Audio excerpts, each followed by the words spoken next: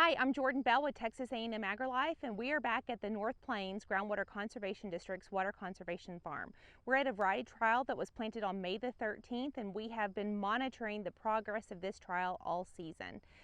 Today is August the 10th, and we are at cutout this week. Of course, when we talk about cutout, it's first important to understand that cutout and blooming out the top are not the same thing. When we see fields that are blooming out the top, or there are lots of white flowers coming out of the top of the plants, this is the point when there are no more additional nodes to support new flowering sites on the plant.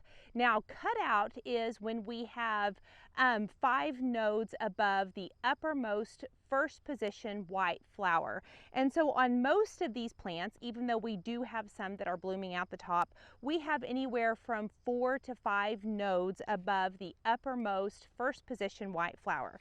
So going from the terminal, we see 1, 2, 3, 4, and here is our next first position white flower. So right there we're looking at 4 nodes above white flower. On another plant, 1, 2, 3, 4, right there, 4 nodes above our first position white flower. So this is a really critical stage for producers.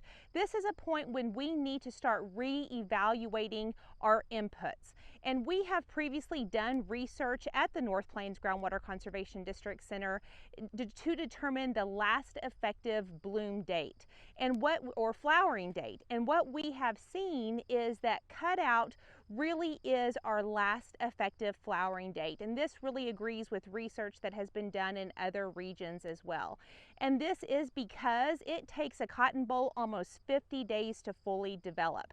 And when we look at the time for a flower that is blooming after cutout to fully mature to become a harvestable boll and have a good quality fiber that does not reduce the grade of the fiber in the field, we don't always have sufficient time for flowers that are later in the season.